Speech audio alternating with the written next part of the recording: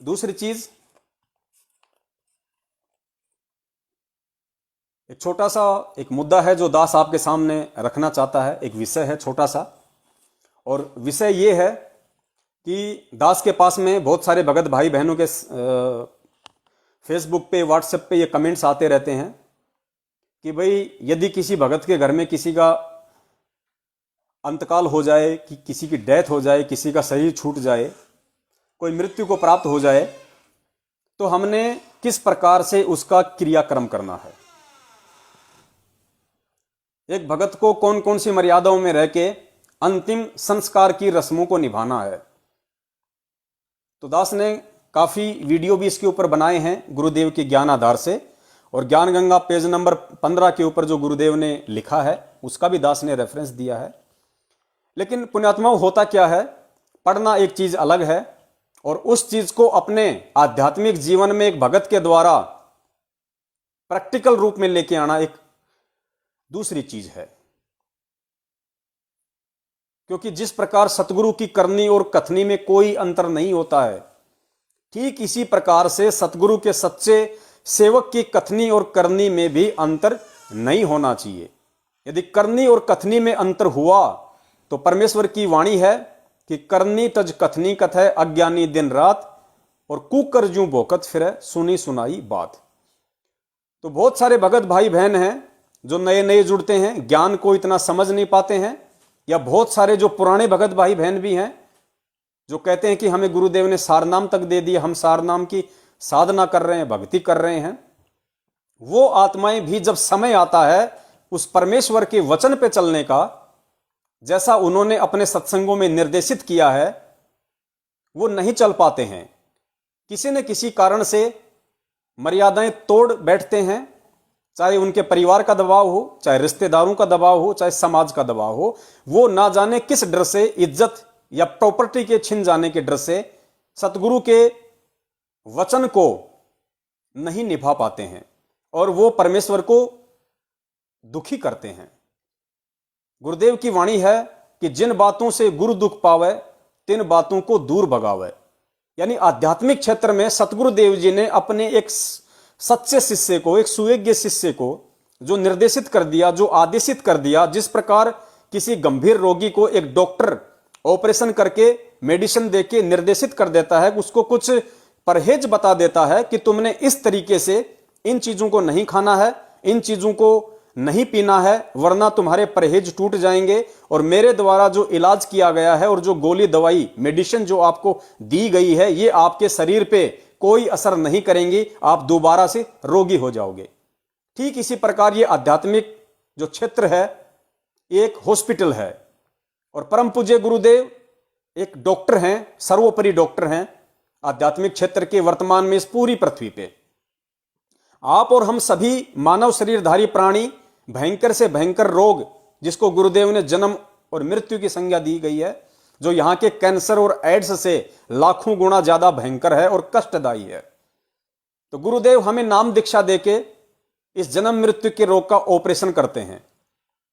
नाम दीक्षा देने के बाद में, ऑपरेशन करने के बाद में गुरुदेव हमें कुछ मेडिसिन देते हैं, जिसको हम चरणामृत के नाम से जानते हैं, प्रसाद के नाम से जानते हैं।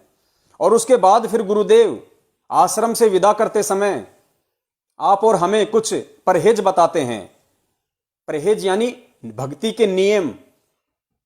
आप जब प्रथम मंत्र लेते हैं, जो 11 नियम आपको दिए जाते हैं, सतनाम के समय जो 34 नियम आपको दिए जाते हैं, वो आध्यात्मिक क्षेत्र के सबसे बड़े डॉक्टर परम पूज्य सतगुरु रामपाल जी महाराज जी के द्वारा अपने रोगी शिष्य को परहेज के रूप में दिया जाता है, लिख के दिया जाता है कि बेटा इनको बार बार पढ़ना, इनको कंठस्थ याद कर लेना, और अगर इन नियमों पे चलते हुए, इन परहेजों पे चलते हुए यदि मेरे द्वारा दी गई ये मेडिसिन भक्ति की, चरणामृत, प्रसाद, 3 समय की आरती, 5 यज्ञ, मंत्र, यदि तुम करते रहोगे तो तुम्हारा ये भयंकर रोग अवश्य समाप्त होगा।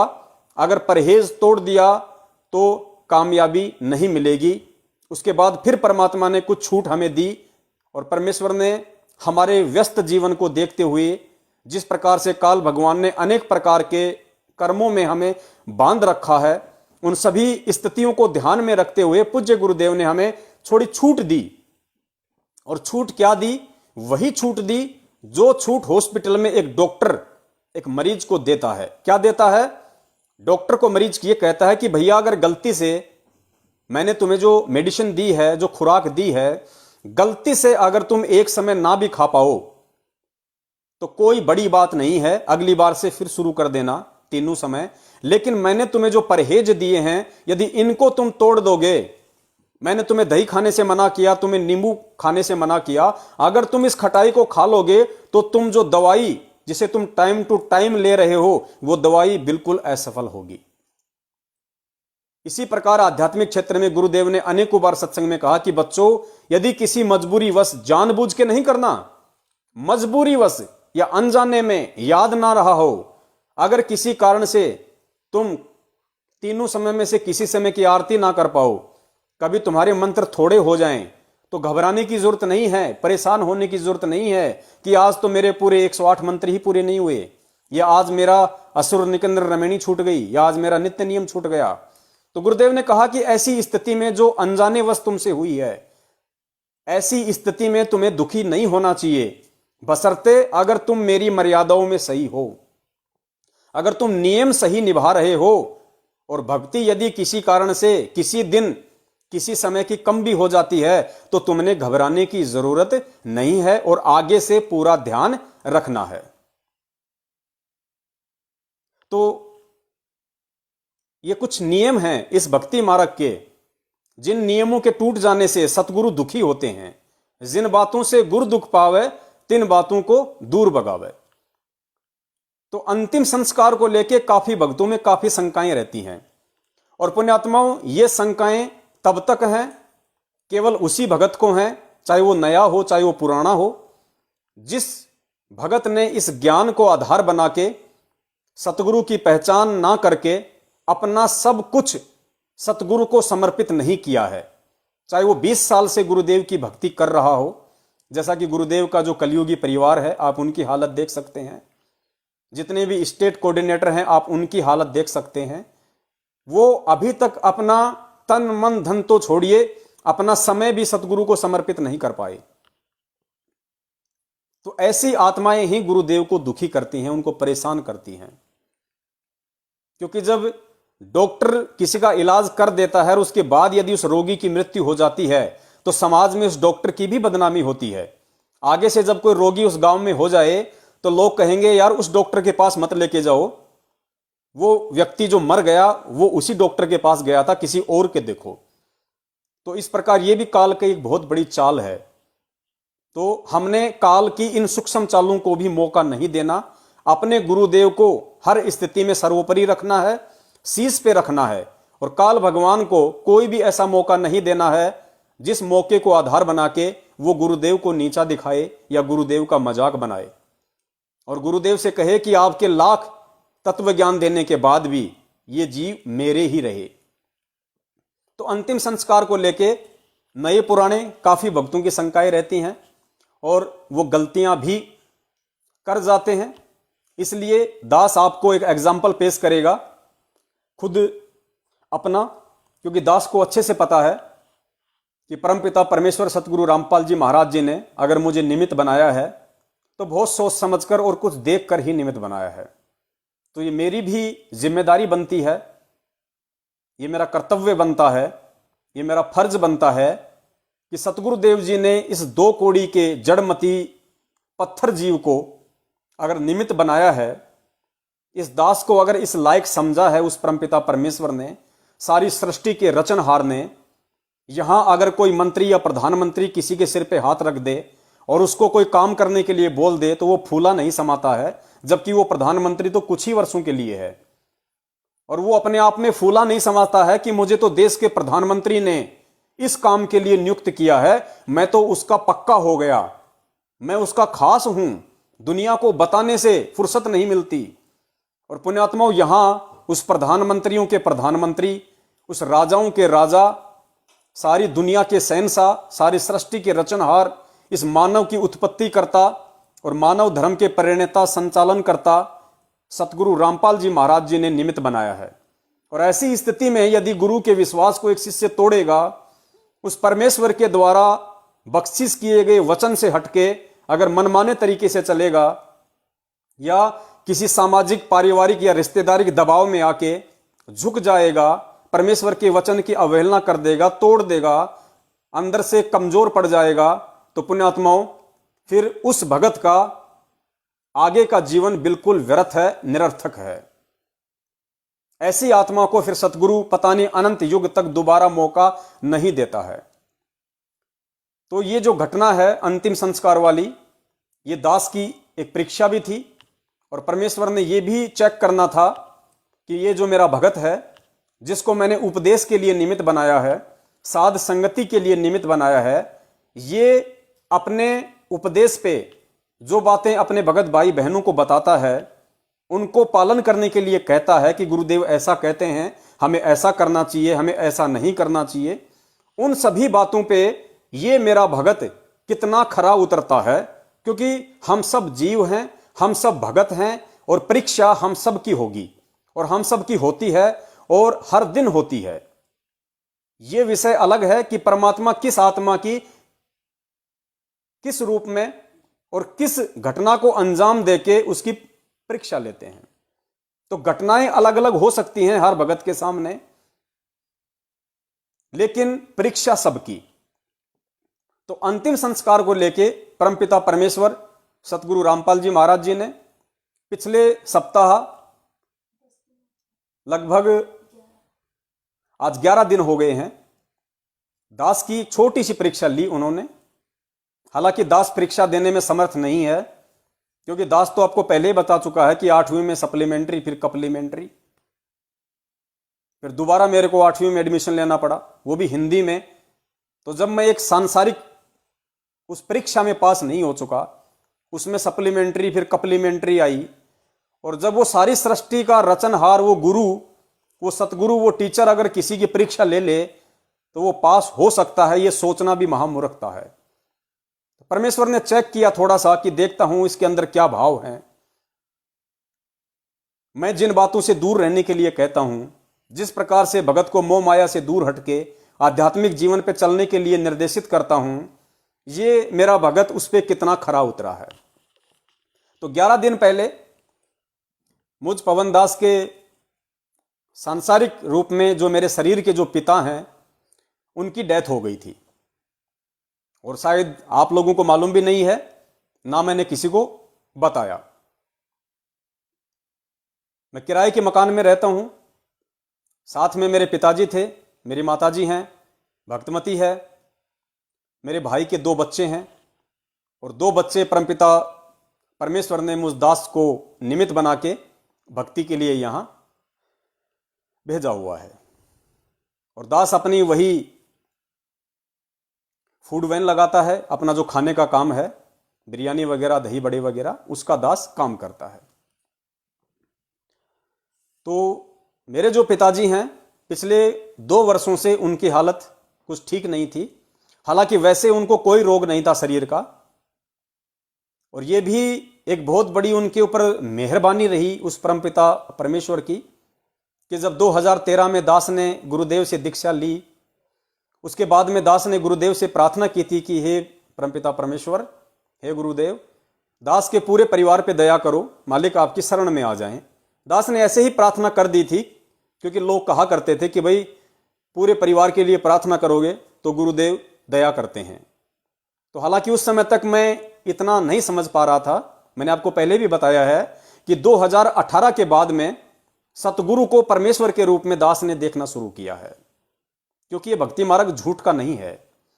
उससे पहले भी मेरे भाव वही थे, गुरु के ऊपर मर मिटने के लिए मेरे वही भाव थे जो आज हैं।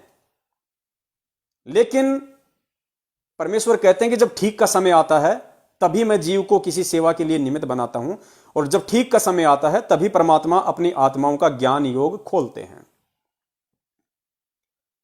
तो दास ने गुरुदेव से प्रार्थना की, परमात्मा ने दास की प्रार्थना को स्वीकार किया। अगले महीने दास अपने बच्चों को लेके गया, फिर उससे अगले महीने दास अपने पूरे परिवार को, गांव से माताजी को, पिताजी को, भाई को, भाई की पत्नी को, उसके बच्चों को, सबको सतलोक आश्रम बरवाला में 2013 में लेके गया, सबको नाम दीक्षा परमेश्वर ने दी। अब बाद में सबके अपने अपने संस्कार होते हैं। दास को तो परमेश्वर ने दृढ़ता दे दी, क्योंकि दास जयपुर में रहा करता था अकेला अपने बच्चों के साथ में, माता पिता सब गांव में थे भाई, तो बच्चे भी उसी दृढ़ता के साथ में भक्ति पे लग गए। लेकिन गांव गांव होता है, आड़ोसी पाड़ोसी होते हैं, रिश्तेदार होते हैं, गांव में बहुत सारे रीति रिवाज होते हैं। हालांकि एक दृढ़ भगत के लिए जिसको ज्ञान हो जाए वो हर बाधा को पार कर जाएगा, उसके लिए कोई ना गांव रुकावट बनती है, ना शहर रुकावट बनता है, ना समाज और रिश्तेदार रुकावट बनते हैं। लेकिन फिर भी गांव का माहौल ऐसा ही होता है, तो उनको टिकने नहीं दिया भक्ति पे।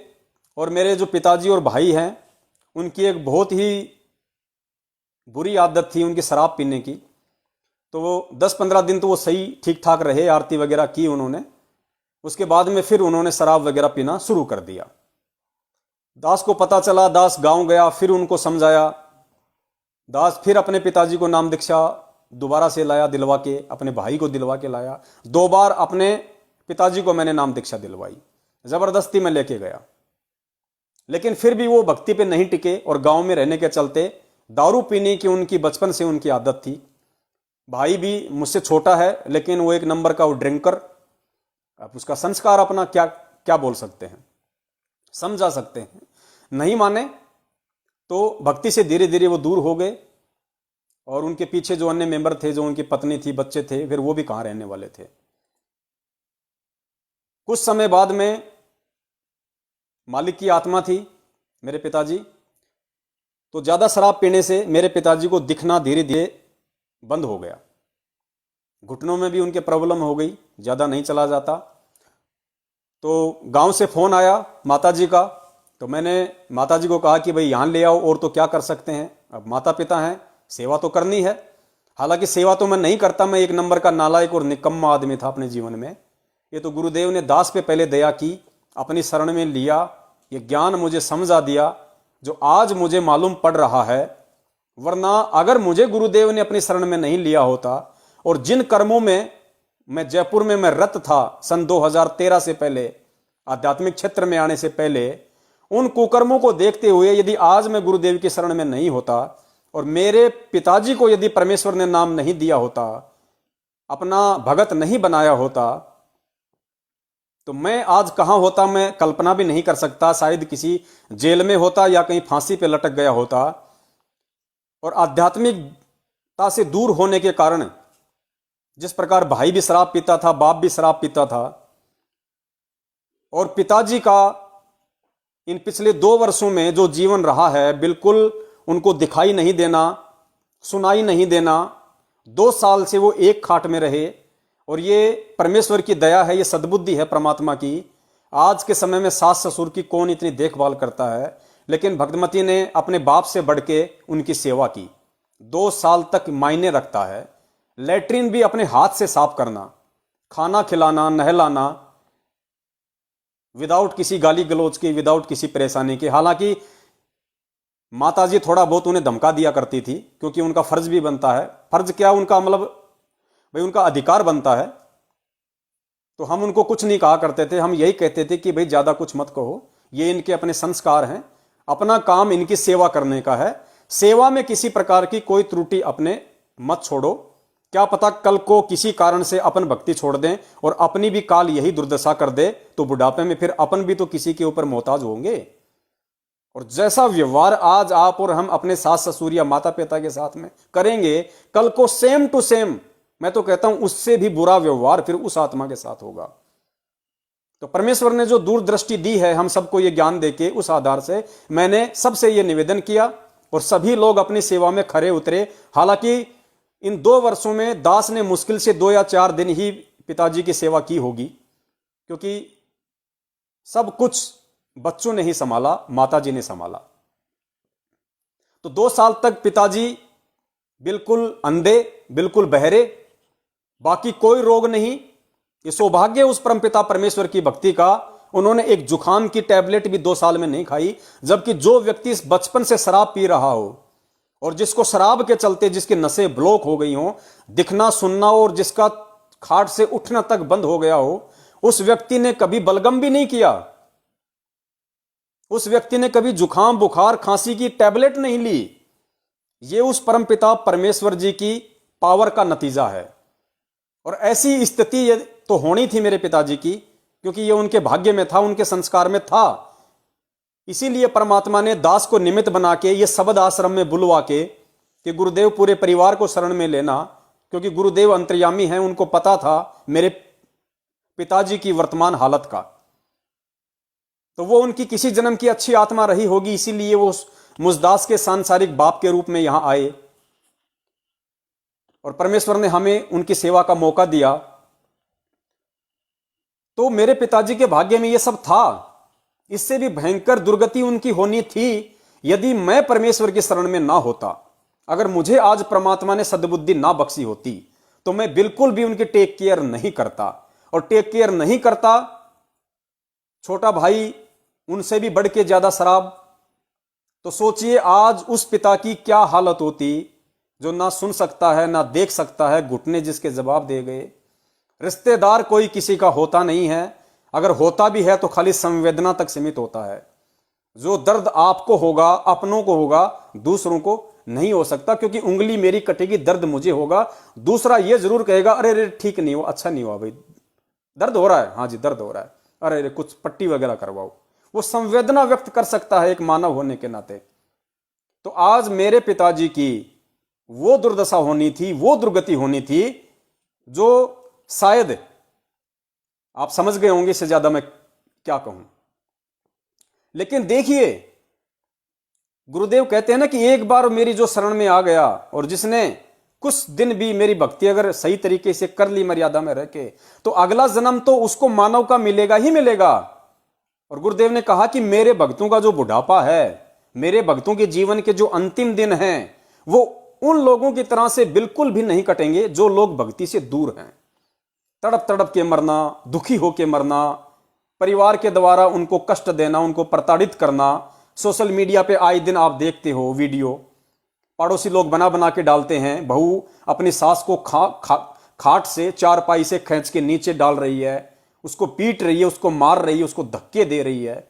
ऐसे बहुत सारी वीडियो हम देखते हैं। तो वो स्थिति यहां होनी थी। लेकिन ये गुरुदेव की उस चंद दिनों की भक्ति का ये परिणाम आप सभी के सामने, कि परमात्मा ने उस व्यक्ति की, उस आत्मा की हमें निमित्त बना के ऐसी सेवा करवाई जैसे एक शिष्य अपने गुरुदेव की सेवा करता है। क्योंकि जो व्यक्ति गुरुदेव की शरण में आने के बाद, आध्यात्मिक जीवन में आने के बाद अपने माता पिता को तवज्जो नहीं देता है, अपने माता पिता की सेवा नहीं करता है, वो व्यक्ति कितनी भी बड़ी बड़ी बातें क्यों ना करें, वो आध्यात्मिक जीवन में अपने गुरु को भी उतना ही महत्व देगा जितना महत्व आध्यात्मिक जीवन में वो अपने माता पिता को देता है। ये हकीकत है, क्योंकि इस भक्ति की रिहर्सल हमने अपने परिवार से करनी पड़ेगी। इस भक्ति की रिहर्सल और भगत बनने की रिहर्सल हमने अपने परिवार से करनी पड़ेगी। जैसा व्यवहार हमारा अपनों के प्रति होता है, जैसी भक्ति हम अपने घर पे करते हैं, वैसी ही हम बाहर करेंगे। और सतगुरु अंतर्यामी है, चाहे आश्रम में रहो, चाहे घर पे रहो, चाहे बाहर रहो, हर दिन सुबह से लेकर शाम तक जो आपने सोचा किया, वो सारा नोटिफिकेशन उस परमात्मा के पास जाता है। तो जो सांसारिक जीवन में भगत होके अपने माँ बाप की इज्जत और सेवा नहीं कर सकता, वो व्यक्ति आध्यात्मिक जीवन में कभी भी अपने गुरुदेव को उतनी इज्जत, मान सम्मान और सेवा नहीं कर सकता। तो ये परमेश्वर की दया रही उस आत्मा के ऊपर। और पिछले 10-11 दिन पहले जब दास, क्योंकि एक दिन पहले उन्होंने थोड़ा बोलना बंद कर दिया था, उन्होंने बोलना बंद कर दिया और बिल्कुल खाट पे वो सोए रहे, हालांकि और कोई दिक्कत नहीं थी। दास को भी आभास हो गया था कि भाई हो सकता है अब इनका समय नजदीक हो। डॉक्टर को फोन किया, फर्ज बनता है, डॉक्टर को सारी स्थिति बताई कि साहब ऐसी ऐसी उनकी हालत है, इस तरीके से श्वास ले रहे हैं।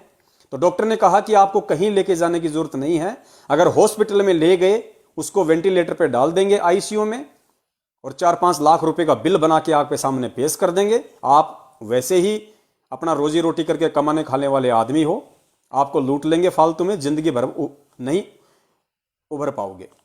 4-5 दिन के हैं, आप उनकी सेवा करो, डॉक्टर ने कहा।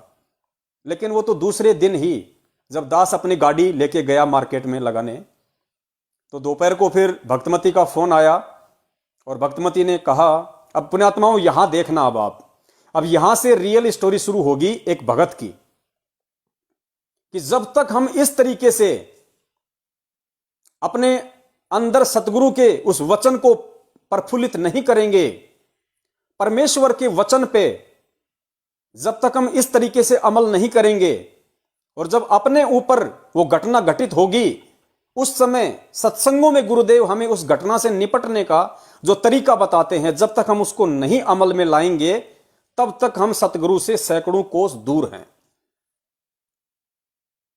बेटे का बाप से कितना लगाव होता है, क्योंकि बाप ने उसको जन्म दिया है, 18-20 साल तक उसकी परवरिश करता है, उसका लालन पालन करता है, उसकी हर जरूरतों को जो है कंप्लीट करता है। तो लगाव तो जाहिर सी बात है, ये मोह ममता तो इन 5 विकारों में से एक है जो हमें बांध के रखती है। लेकिन परमेश्वर ने दास को सद्बुद्धि दी हुई थी, बहुत कुछ समझाया हुआ था, और इस जीवन का मकसद एकमात्र दास ने केवल मोक्ष मान रखा है, केवल मोक्ष, केवल मुक्ति। जब तक परमेश्वर संघर्ष करवाएंगे तब तक संघर्ष के लिए तैयार, और जब परमेश्वर संघर्ष से दूर हटा के भक्ति पे लगाएंगे, उस समय मोबाइल को दास किसी ऐसी जगह रख देगा, फिर कभी यूज नहीं करेगा। ये मोबाइल केवल तब तक हैं जब तक गुरुदेव नहीं आ जाते हैं। उसके बाद वो परमेश्वर की आगे की अपनी उनकी मर्जी होगी, वो क्या सेवा देंगे, क्या करवाएंगे, वो तो करना पड़ेगा, सहर्ष करना पड़ेगा। लेकिन यदि ऐसा मौका कोई दास को गुरुदेव के आने के बाद नहीं मिला, तो दास तो केवल परमेश्वर की भक्ति और अपना रोजी रोटी तक ही सीमित रहेगा। फिर आपको ना तो लाइव संघ का समाधान में कोई दिखाई देगा, ना आपको कोई वीडियो दिखाई देंगे, सिर्फ और सिर्फ परमेश्वर की भक्ति। तो दोपहर को दास के पास में घर से फोन गया भक्तमती का, और भक्तमती ने कहा कि पिताजी चले गए। तो पुण्यात्माओं, आप यकीन मानना, आप सबको वैसे भी अच्छे से यकीन है कि दास दोगली बातें नहीं करेगा, झूठ कपट का सहारा नहीं लेगा। जो सत्य है और जो परमेश्वर ने अपनी भक्ति से दास के अंदर जो परिपक्वता पैदा की है, किसी भी परिस्थिति को सहन करने की, संघर्ष करने की। मेरे शारीरिक बाप की डेथ हो गई, भक्तमती का फोन गया कि पिताजी तो चले गए, तो मैं मन ही मन मुस्काया, और मैं मन ही मन ये बोला कि भाई पिताजी तो 2 साल से नहीं चल पा रहे, अब कहां चले गए, कि वो तो पैरों से असमर्थ हैं, उनसे चला ही नहीं जाता। तो मैंने ये सोच के थोड़ी सी मुझे मन ही मन में हंसी आई कि भक्तमती कह रही है कि पिताजी चले गए, तो मैंने सोचा कि वो तो उठ के चल ही नहीं सकते, चले कहां गए। तो हालांकि मैं समझ गया था उनके कहने का मतलब कि उनकी डेथ हो चुकी है, लेकिन उस समय अपने बाप की मौत का समाचार सुन के जहां लोग हिल जाते हैं, डगमगा जाते हैं कि अब क्या होगा, बाप मर गया, उनके सोचने का जो सिस्टम है वो कुछ समय के लिए काम करना बंद कर देता है। हड़बड़ी में आ जाते हैं, क्या करूं क्या ना करूं, रिश्तेदारों को फोन करने लग जाते हैं, भाई ये व्यवस्था करो वो व्यवस्था करो, रोने भी लग जाते हैं, मायूस हो जाते हैं। उस स्थिति का दास वर्णन कर रहा है, और ये उन भक्तों के लिए एक एग्जाम्पल है जो मुझदास से बहुत समय पहले इस परमेश्वर से जुड़े हुए हैं। और मुझदास के बाद में 2014 के बाद में, और पुण्यात्माओं एक चीज नोट कर लेना, 2014 के बाद जो आत्माएं गुरुदेव से जुड़ रही हैं किसी भी रूप में, वो आत्माएं 2014 से पहले जो लोग जुड़े हुए हैं गुरुदेव से हमारे जैसे, उनसे भी कई गुना मजबूत आत्माएं हैं। आप लोगों के संस्कार जो 2014 के बाद जुड़े हैं, आप लोगों के भक्ति संस्कार पहले वालों से कहीं ज्यादा मजबूत हैं। आप सिर्फ अपने आप को पहचान नहीं पा रहे, आप सिर्फ ज्ञान को आधार नहीं बना पा रहे, वरना आपके मजबूत भक्ति संस्कार बहुत जबरदस्त हैं। अरे हमने तो गुरु से जाके दीक्षा ली, गुरु को देखा, उनका आशीर्वाद लिया, उनके सत्संग सुने, आप लोगों ने ना गुरु को देखा, ना उनके मुख कमल से सत्संग सुने, ना उनसे आशीर्वाद लिया, और आप लोगों ने यह सुनने के बाद भी कि वे जेल में हैं, खाली उस ज्ञान को आधार बना के आपने नाम लिया। आप बहुत जबरदस्त भक्ति संस्कारी आत्माएं हैं, लेकिन आप अपने आप को समझ नहीं पा रहे और गलती से काल एजेंट सतलोक आश्रम मैनेजमेंट हरियाणा की भेंट चढ़े हुए हैं। तो दास के पास जब फोन गया तो दास को जब भगतमती ने कहा तो कोई रिएक्शन दास के अंदर नहीं हुआ, 1% भी, 1% भी। और दास ने कहा कि कोई बात नहीं, वो तो हो गया सो हो गया, वो तो होना ही था। तो बोला अब क्या करें? मैंने कहा करना क्या है, अभी आधा 1 घंटा रुको, देखते हैं, शाम तक उनका अंतिम संस्कार होगा। तो एक भगत भाई दास के संपर्क में हैं, मैंने उनको फोन किया तो उन्होंने कहा कि भाई शाम के 3-4 बज रहे हैं, चलो जाके उनका अंतिम संस्कार करते हैं, क्रियाक्रम करते हैं। तो देखो परमेश्वर ने जो दास को बुद्धि दी हुई थी, दास का थोड़ा सा बिरयानी बची हुई थी, चावल अभी बिकना बाकी थे। तो दास ने कहा कि भगत जी घंटे भर और रुक जाओ और ये चावल निकल जाते हैं, उसके बाद में कर देंगे, अपने को करना क्या है, मिट्टी है, मिट्टी में मिल गई, जो आत्मा है वो चली गई, परमेश्वर के हवाले है, क्योंकि परमेश्वर की शरण में थी। अब उस मालिक ने देखना है उसके साथ क्या करना है क्या नहीं करना। अपने को कोई बैंड बाजा तो बजाना नहीं, दुनिया को इकट्ठा करना नहीं, ताम झाम कुछ जोड़ने नहीं। तो मैंने कहा कि भाई घंटे भर में मेरा ये चावल बिक जाए, वरना ये चावल 1000-1500 का बर्बाद होगा। पुण्यात्मा ये शब्द ध्यान रखना, आप ऐसी परिस्थिति में भी इस तरीके से सोचना, यही परमेश्वर के वचन की असली पालना है, यही एक सच्चे भगत की पहचान होती है। जिन बातों से गुरु दुख पावे, तिन बातों को दूर भगावे। जाने वाला चला गया, वो 1500 का नुकसान क्यों किया जाए। मैं 1 घंटे वहां रहा और कुछ चावल मेरा वहां पे निकला, कुछ और सामान था थोड़ा सा। तो उस सामान के लिए मैंने भक्तमती को कहा कि जो छोटे वाला बच्चा है उसको भेज दो गाड़ी पे, वो यहां रह के सामान बेच देगा और दास जाके उनका जो भी उनका जो क्रियाक्रम है उसकी अपनी व्यवस्था करेगा। तो भक्तमती ने कहा कि चलो कोई बात नहीं, ले आओ आप घर पे गाड़ी। मैंने कहा क्यों ले आए गाड़ी घर पे, दिक्कत क्या है? छोटे वाले बच्चे का दाह संस्कार में कोई काम नहीं है, वो कभी कभार गाड़ी पे आ जाता है, बेच लेता है। तो मैंने कहा क्यों फालतू में सब कुछ बर्बाद किया जाए। मैंने कहा बच्चे को भेजो। उन्होंने बच्चे को बाइक लेके भेज दिया गाड़ी पे, बच्चा अपना चावल बेच रहा है। मैं और वो दूसरा जो भगत था, हम दोनों मार्केट में आए, घर पे नहीं गए। अब अनजान जगह है और जिस जगह मैं रहता हूं, अगर वहां के शमशान घाट पे अगर मैं उनको जाके मैं उनको जलाऊं, कोई ऑब्जेक्शन भी कर सकता है, किस तरीके से लेके जाएं। तो पास में ही कोई घाट है, नदी बहती है, तो वहां पे एक शमशान घाट बना हुआ है। तो मैंने कहा भगत जी कोई ऐसी जगह है जहां पे अपन जाके इनका अंतिम संस्कार कर दें, जैसे आजकल हॉस्पिटल में भी होते हैं दाह संस्कार घर है। तो उन्होंने कहा कि पास में जो नदी है वहां पे घाट है, अपन वहां पे कर देते हैं। बोला ठीक है। अपने आत्माओं ध्यान देना, मेरे पड़ोसियों तक को खबर नहीं कि मेरे पिताजी की डेथ हो गई, जबकि 2 दिन पहले मेरे पड़ोस में एक डॉक्टर रहता है, वो डॉक्टर उनको चेक करके गया था और डॉक्टर ने भी कहा था कि 3-4 दिन के मेहमान हैं, आप इनकी सेवा करो, कहीं मत ले जाओ।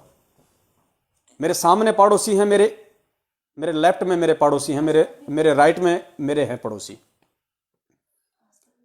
तो मैंने उस भगत ने क्या किया, हम मार्केट में गए, हमने एक टेम्पो वाले से बात की। हालांकि वहां जाने के 600 रुपये लगते हैं, लेकिन उसने 1600 रुपये मांगे। मैंने कहा भाई चलो कोई बात नहीं, अर्जेंट है। 1600 रुपये उसको दिए। वो पिकअप गाड़ी हम लेके दोनों अपने घर पे आए। गाड़ी लेके आए, घर पे आए तो घर पे माताजी थी, भक्तमती थी, बच्चे थे। अब देखो कोई नहीं रो रहा। ये परमेश्वर के सत्संगों का असर है, ये परमेश्वर के ज्ञान का असर है। माताजी भी थोड़ी सी मायूस जरूर थी, लेकिन रोना धोना बिल्कुल नहीं, कुछ भी नहीं। क्योंकि पुण्यात्माओं, जो ज्ञान आप और हमको परमेश्वर ने समझने की जो दया बख्शी है, वो माता पिता पे नहीं है। लेकिन फिर भी ये परमेश्वर की वाणियों का असर है, ये परमेश्वर की पावर का असर है। कि माताजी हल्की सी उदास थी, लेकिन रोना धोना बिल्कुल नहीं। घर पे आया, अब आम हो जब तो माँ बेटे के लिपट जाए, बेटा माँ के लिपट जाए, हाय मेरा बाप मर गया, ये हो गया वो हो गया, बच्चे रोने लग जाते हैं माँ बाप को देख के। तो कुछ नहीं, घर पे आए, पिताजी को दंडवत प्रणाम किया, जो सबसे बड़े जो पिताजी हैं हमारे गुरुदेव, उनको दंडवत प्रणाम किया। पिताजी को खाट पे लेटा रखा था, तो बाहर हमने गाड़ी खड़ी कर दी। गाड़ी वाला बोला भाई कोई कोरोना का तो पेशेंट नहीं है। हमने कहा भैया 2 साल से घर से बाहर नहीं निकला, कहाँ कोरोना का पेशेंट। बोला ठीक है। तो खाट थी, भक्तमंत ने कहा कि खाट को ले जाओ। तो देखो, ना 4 आदमी ना 10 आदमी, आप ध्यान देना पुण्यात्माओं, किस तरीके से अंतिम संस्कार हुआ है। हम दोनों भक्तों ने पिताजी को खाट पे लिटा के और उस पिकअप में ऐसे के ऐसे खाट को हमने रख दिया। साथ में उनके जो कपड़े थे जो उनको पहनाया करते थे, वो कपड़े एक बोरे में बांध के वो हमने रख लिए। मैं बैठ गया, मेरे साथ वाले भगत जी बैठ गए, और एक मेरा जो बड़ा लड़का है वो बैठ गया।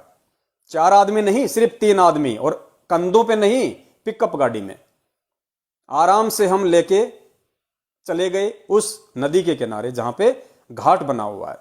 पड़ोसियों को नहीं पता, ना सामने वालों को पता, ना लेफ्ट वालों को, ना राइट वालों को, कुछ नहीं पता।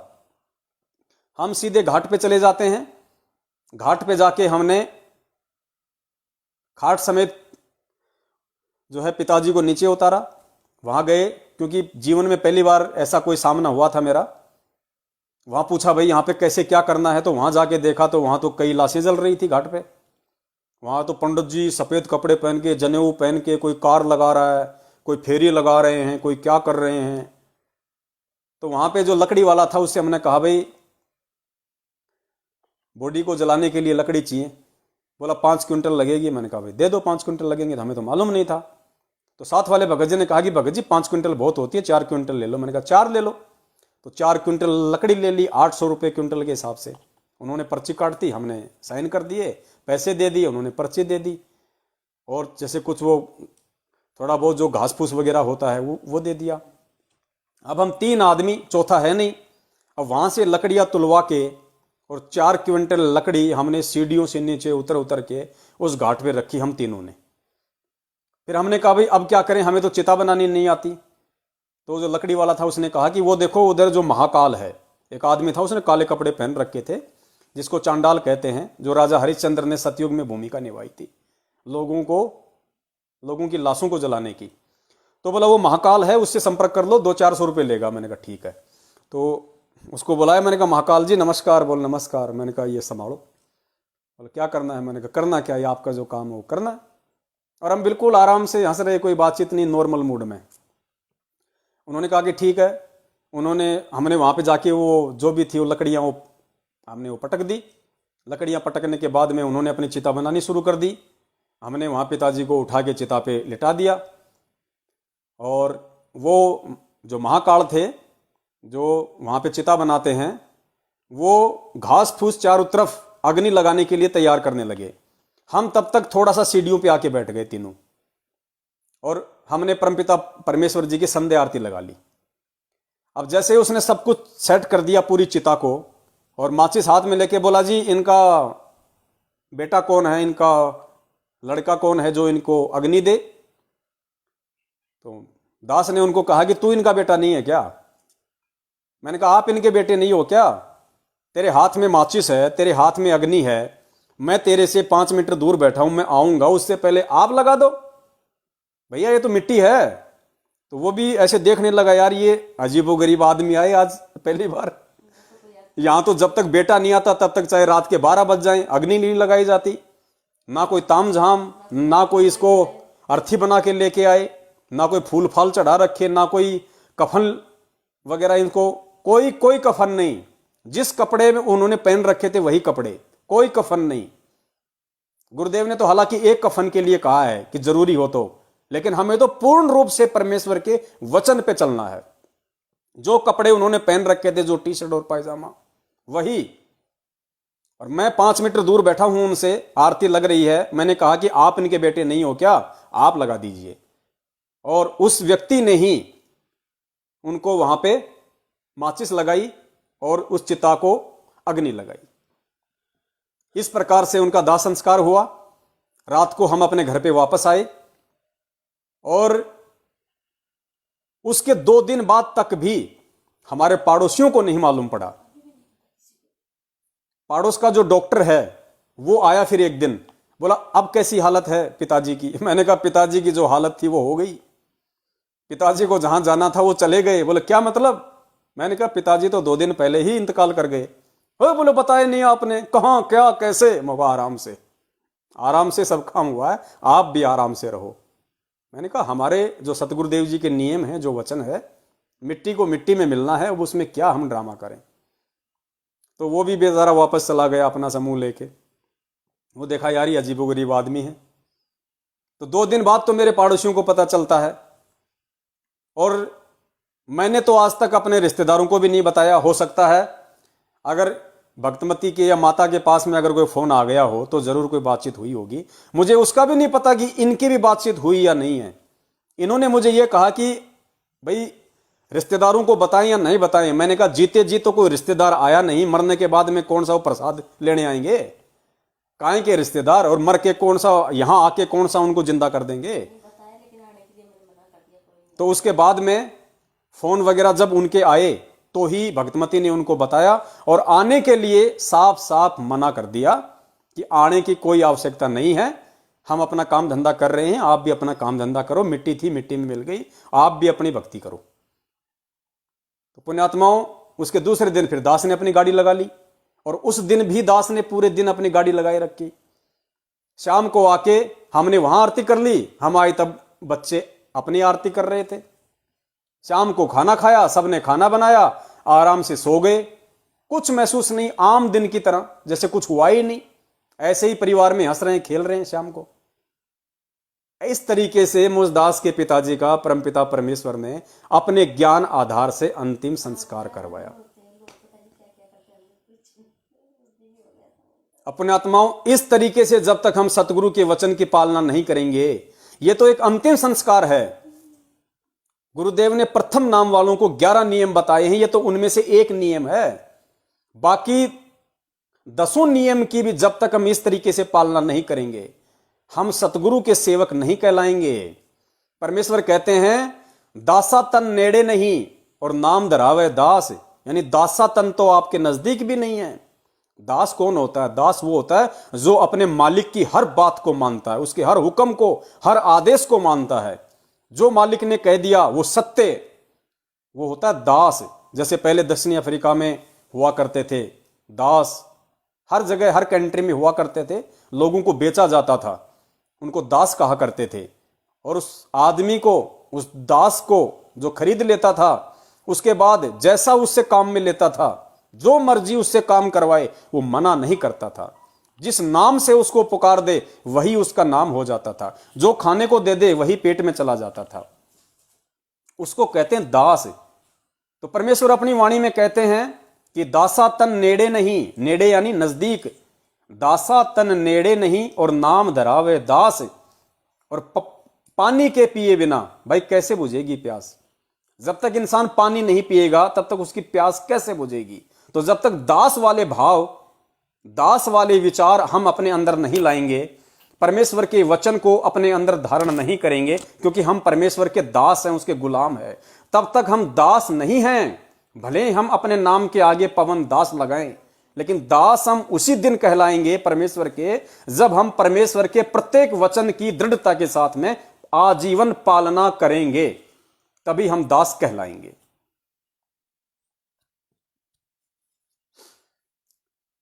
तो उम्मीद करता हूं जितने भी मेरे भगत भाई बहन जिनको अपने माताजी या पिताजी के अंतिम संस्कार को लेकर चिंता रहती है, आते हैं दास के पास में फोन कि भगत जी मैं अकेला नाम उपदेशी हूं, कल को मेरे पिताजी माताजी अगर गुजर जाती हैं तो मेरे भाई तो अनुपदेशी हैं, मैं क्या करूं? मुझे तो उनको पैसा देना पड़ेगा, उनके साथ में मिलकर क्रियाक्रम करना पड़ेगा, वो जो मृत्यु भोज करेंगे उसमें हिस्सा देना पड़ेगा। तो भाई ये आपके ज्ञान आधार के ऊपर है। परमेश्वर के इस भक्ति मार्ग में अब आपको जीवित मरना पड़ेगा मां बाप से पहले। चाहे भाई आपको जमीन में हिस्सा दे या ना दे, चाहे भाई आपको मकान में हिस्सा दे या ना दे, चाहे भाई आपको घर से निकाले या रखे, चाहे आपकी इज्जत जाए, चाहे आपकी प्रॉपर्टी जाए, अगर आप सतगुरु के शिष्य हैं और अपने आप को दास कहते हैं तो आपने फिर यह भी ध्यान रखना चाहिए कि मैं अगर सतगुरु के परमेश्वर के वचन पे चलता हुआ अगर समाज में तिरस्कृत भी हो रहा हूं तो मेरे परमेश्वर इस घटना से अनजान नहीं है। उनको सब पता है, सब देख रहे हैं, वो अंतर्यामी है। ये मेरी परीक्षा है, ये मेरा इम्तिहान है। और आप एक बार उस परीक्षा में अटल होके रुक तो जाइए, फिर देखिए परमात्मा क्या करते हैं आपके लिए। वो तिरस्कार करने वाला समाज ही आपका एक दिन सम्मान करेगा। तो भगत बनना एक अलग चीज है, और भगत बनने के बाद में भगत के लक्षणों को परमेश्वर के ज्ञान आधार से अपने अंदर धारण करना, परमेश्वर ने जो ज्ञान दिया उस ज्ञान को आधार बना के भक्ति मार्ग पे अटल होके चलना, समाज, परिवार, रिश्तेदारों से संघर्ष करना, उसी को परमात्मा ने सूरवीर की संज्ञा दी है। सूरवीर साधु सेती मस्करी चोरा नाल खुशहाल, मल अखाड़ा जीतेंगे युगन युगन के माल। ये भक्ति रूपी जो अखाड़ा है, इस अखाड़े में वही पहलवान टिक पाएगा और वही पहलवान इस प्रतियोगिता को जीत पाएगा, सतलोक में कदम रख पाएगा, जो परमेश्वर के वचन पे चलते हुए हर संघर्ष का सामना करेगा।